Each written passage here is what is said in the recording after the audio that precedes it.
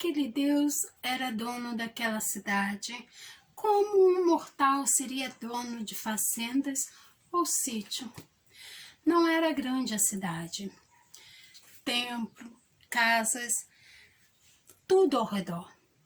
Mas porque ele era dono daquela cidade, o Deus era responsável pela felicidade dos habitantes.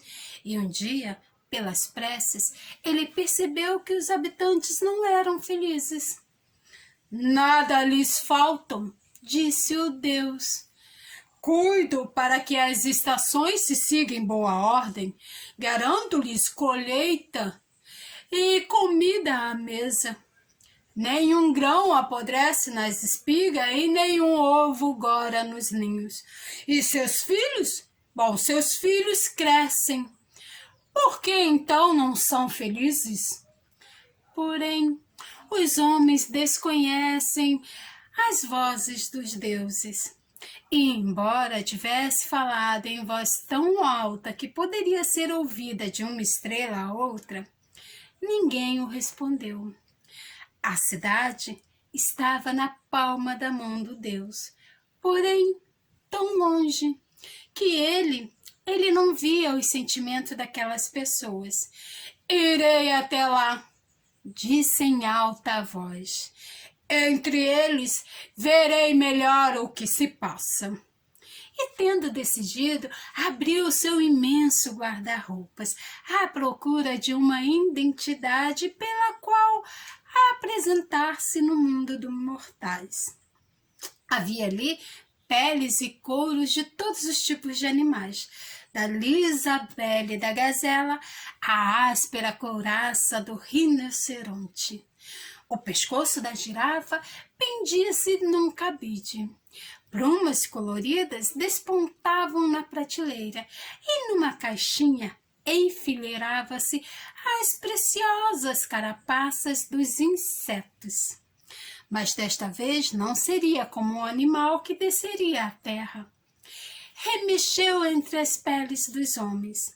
Suspendeu uma escura e bronzeada de sol.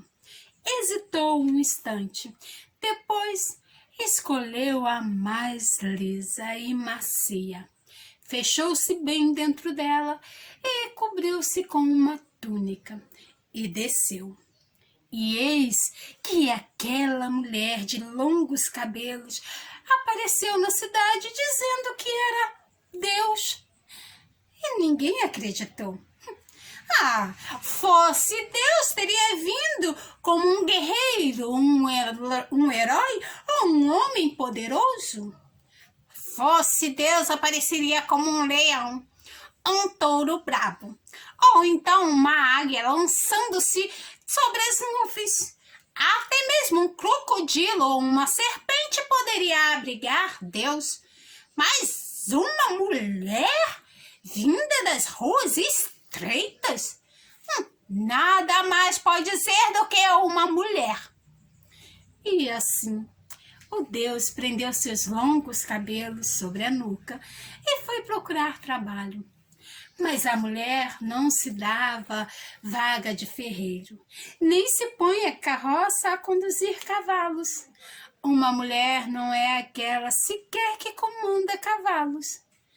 Uma mulher não é sequer aquela que conduz o arado. E depois de muita procura, o Deus mulher só conseguiu empregar-se em uma casa para ajudar nas tarefas domésticas. Era uma boa casa a que acolheu. A esposa, diligente, o marido, trabalhador. Poeira não se juntava nos cantos, embora trouxessem suas sandálias. E os filhos cresciam como crescem filhos que não têm doença. Porém, pouco sorriam.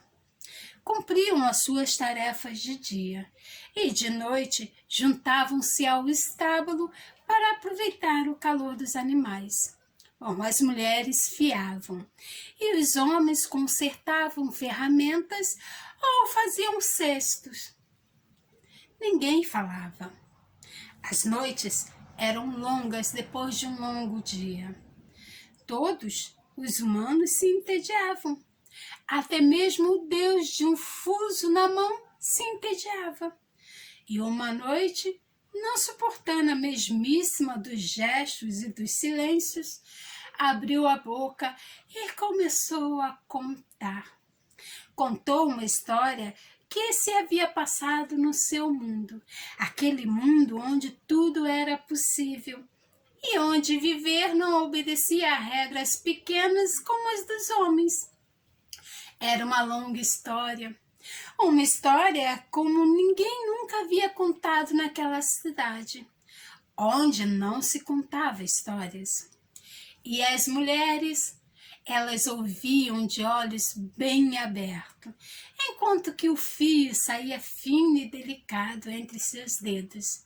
Bom, os homens, eles ouviam esquecidos das ferramentas. E o menino que chorava adormeceu no colo de sua mãe. Bom, as outras crianças vieram sentar aos pés do Deus e ninguém falou nada enquanto que ele contava. Embora em seus corações todos estivessem contando com ele. A noite foi curta naquela noite. Na noite seguinte, reunidos todos no estábulo, como todas as outras noites, o Deus não falou. As mulheres olhavam para ele de vez em quando, por cima do fuso. Os homens, eles evitavam fazer barulho, deixando o silêncio livre para ele.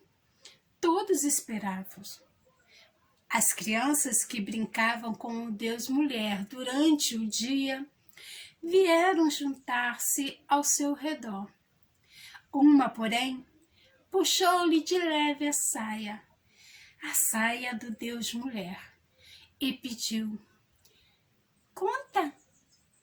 E com sua voz de mulher, o Deus contou. Assim, noite após noite, o Deus entregou suas histórias a famílias, como até então lhes havia entregue as frutas cheias de semente. E não apenas aquela família, porque logo o vizinho da frente soube, e à noite apresentou-se com os seus no estábulo para também ouvir. E depois foi a vez do vizinho do lado, e em pouco tempo o estábulo estava cheio de pessoas amontoadas nas janelas e portas. Agora, durante o dia, enquanto aravam, martelavam, enquanto erguiam os machados, os homens lembravam-se das histórias que tinham ouvido à noite. E tinha a impressão de também navegar, voar, cavalgar no trovão e nuvens, como aqueles personagens.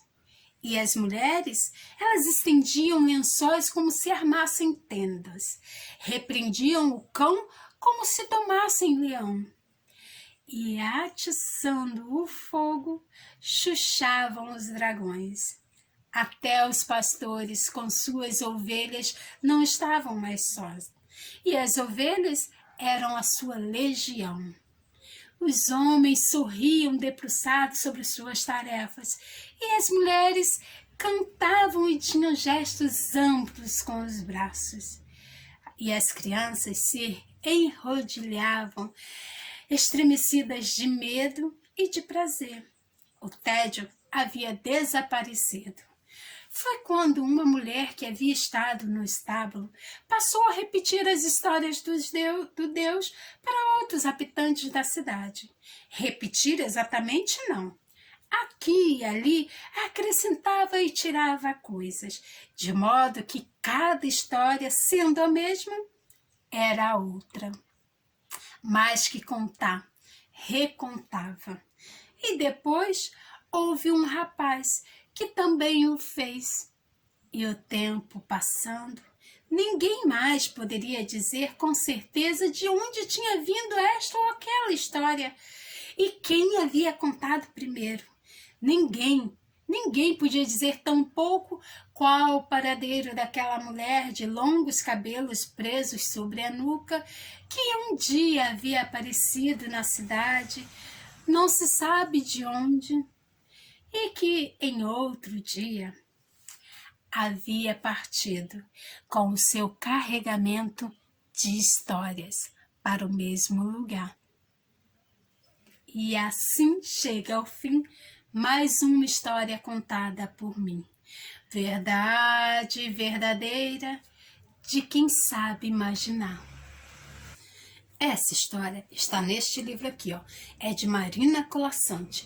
Mais de 100 histórias maravilhosas. Vale muito a pena você ter esse livro na sua cabeceira. Ele é da editora Global. Mais de 100 histórias. Um conto para cada noite. E são contos maravilhosos. Vale muito a pena você ter ele na sua biblioteca particular. Bom, se você gostou dessa história, deste conto, então deixa aí o seu like, deixa o seu joinha, tá bom? E se inscreva no nosso canal. É muito importante pra gente saber se você gostou ou não, se você tá curtindo o nosso canal. Então, se inscreva, compartilhe, e acione aqui, ó, o sininho. Assim você vai sempre saber quando entrar coisas novas aqui no canal, tá bom? Fique bem, fique seguro. Nos vemos numa próxima história, em um próximo conto com Marina Colasanti. Tchau!